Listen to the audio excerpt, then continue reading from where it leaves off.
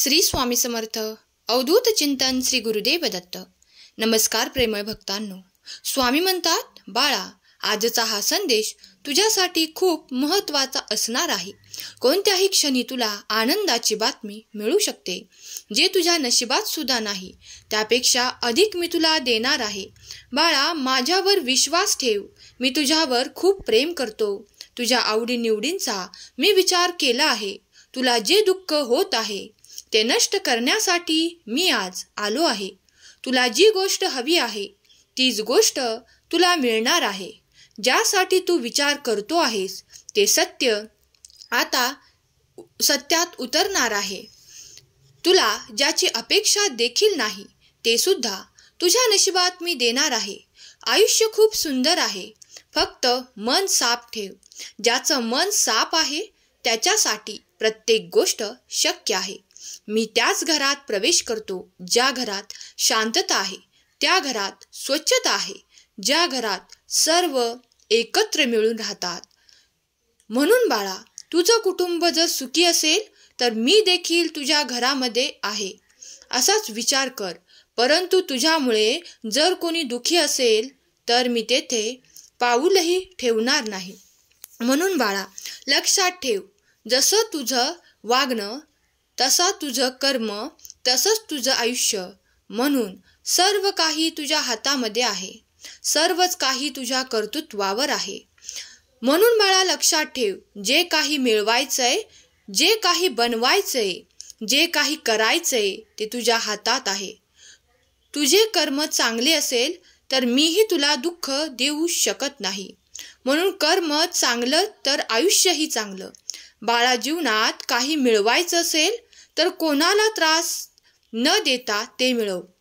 जीवनात काही करायचं असेल तर ते आत्मविश्वासाने कर। बघ, तुला जीवनात कोणीच अडवू शकत नाही। कुठलीही वाईट शक्ती तुझ्या आसपास देखील येऊ शकत नाही। तुझं कर्म चांगलं असेल तर कुठलीही व्यक्ती, कुठलीही वाईट शक्ती तुझं काहीच बिघाडू शकत नाही। तुझं कर्म तुझं भविष्य घडवणार आहे। तुझं कर्म तुझ्या आयुष्याला कलाटणी देणार आहे। म्हणून आतापर्यंत जरी तू चांगला वागत आला असेल तरी इथून पुढे चांगलाच वागत राहा, कारण देव एक ना एक दिवस तुझे आयुष्य खूप बदलून टाकणार आहे।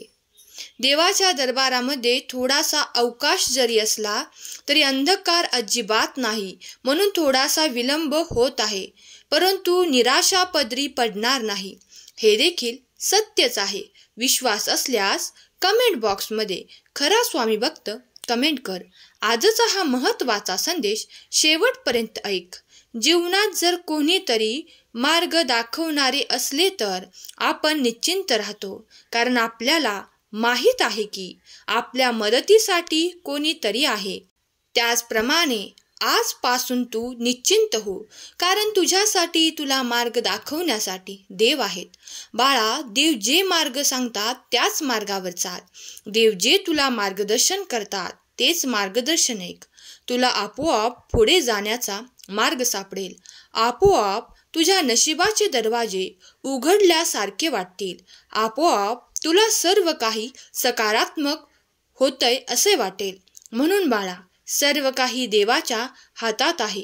देव हे तिन्ही लोकाचे मालक आहेत। देव जे करणार आहेत तेच होणार आहे। देवाच्या मनात जे आहे तेच घडणार आहे।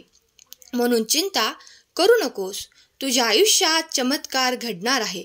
कधीही कोणत्याही क्षणी तुला कुठलीही बातमी मिळू शकते।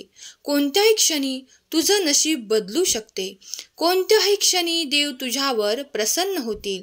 म्हणून बाळा, प्रत्येक क्षणाला सकारात्मक राहा, प्रत्येक क्षणाला सकारात्मक विचार कर। जेव्हा सकारात्मक विचार माणूस करतो त्यावेळेस त्यांचं नशीब देखील आपोआप सकारात्मक होत असतं, आणि जर नकारात्मक विचार केला तर आयुष्यभर नकारात्मकच सर्व काही होत असतं। म्हणून हे मी करू शकत नाही, हे माझ्या आवाक्यात नाही किंवा हे माझ्यासाठी नाही असे नकारात्मक बोलूच नका. देवाने जे दिलंय त्याचा स्वीकार सकारात्मक मनाने करा, आनंदाने करा. तुमच्या जीवनात तुम्ही आनंद ठेवला तर आपोआप सर्व काही आनंदमय होईल. परंतु कुटुंब दुःखी असेल, कोणीच आनंदी नसेल, सर्व चिंताग्रस्त असतील, घरात भांडणे होत असतील तर बाळांनो, सकारात्मक काहीच होणार नाही. म्हणून सुरुवात स्वतःपासून करा, स्वतःच्या कुटुंबापासून करा. आपल्या घरातून जर सुरुवात झाली तर सर्व काही सकारात्मक होईल.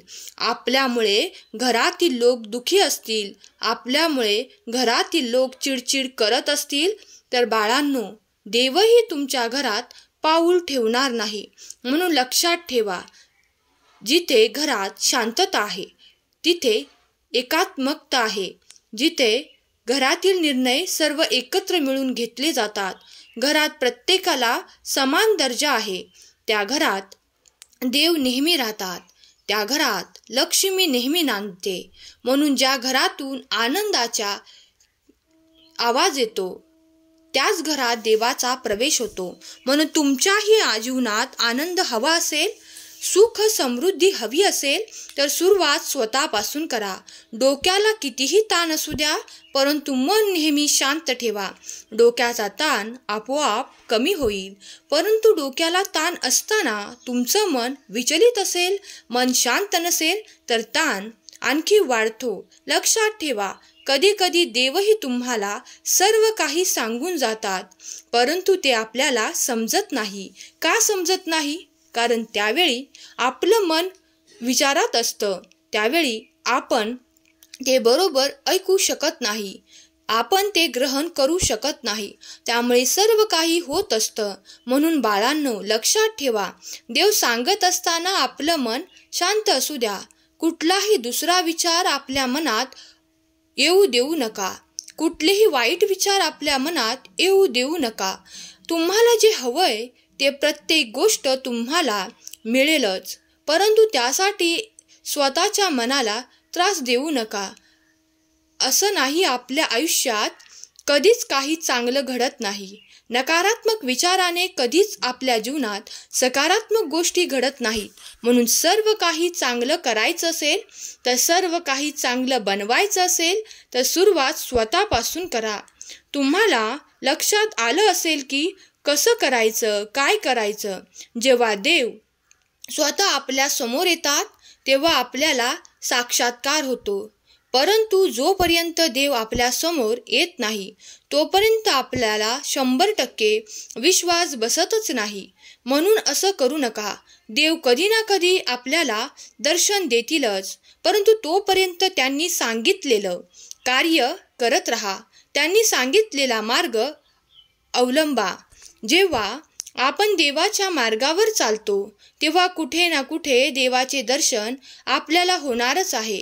आध्यात्मिक मार्ग कधीच कोणाला काही वाईट शिकवत नाही. स्वामींच्या केंद्रात कधीतरी जाऊन या, स्वामींच्या केंद्राला भेट देऊन या. तिथे तुम्हाला कधीच नकारात्मक वातावरण दिसणार नाही. तेथे असणारा प्रत्येक क्षण, तिथे घालवलेला प्रत्येक क्षण तुम्हाला काहीतरी शिकवून जाईल. म्हणून बाळांनो, चिंता करू नका. स्वामी आहेत तोपर्यंत तुमचं कोणीही वाईट करू शकत नाही. स्वामी आहेत तोपर्यंत तुमच्या जीवनात सुख समृद्धी येणार आहे. स्वामी आहेत तोपर्यंत तुमच्या जीवनाला आकार आहे. स्वामी आहेत तोपर्यंत तुम्हाला घाबरायची गरज नाही. स्वामी आहेत तोपर्यंत तुमच्या पाठीशी त्यांच्या आशीर्वादाचा हात सदैव असणार आहे. स्वामी आहेत तोपर्यंत त्यांची शक्ती सदैव तुमचे रक्षण करत आहे. स्वामी आहेत तोपर्यंत तुम्ही स्वतः खूप मेहनती असणार आहात. स्वामी आहेत तोपर्यंत तुमचे जीवन उज्ज्वल असणार आहे. स्वामी आहेत तोपर्यंत तुम्हाला घाबरायची गरज नाही. स्वामी आहेत तोपर्यंत तुम्ही बलवान आहात. स्वामी आहेत तोपर्यंत तुम्ही सकारात्मक आहात. स्वामींचा हा आजचा सुंदर संदेश ऐकल्याबद्दल धन्यवाद. तुम्हाला संदेश आवडला असेल तर संदेशाला लाईक करा आणि या सुंदर संदेशाला रोज रोज ऐकण्यासाठी भक्तिमय चॅनल सबस्क्राईब करा. स्वामी तुमच्या सर्व चांगल्या इच्छा पूर्ण करोत. तुम्हाला सुखात आनंदात ऐश्वर्यात ठेवोत ही स्वामी माऊली चरणी प्रार्थना. केलेली सेवा स्वामींचरणी अर्पण करते. आजचा हा संदेश शेवटपर्यंत ऐकल्याबद्दल धन्यवाद. श्री स्वामी समर्थ. जय जय स्वामी समर्थ.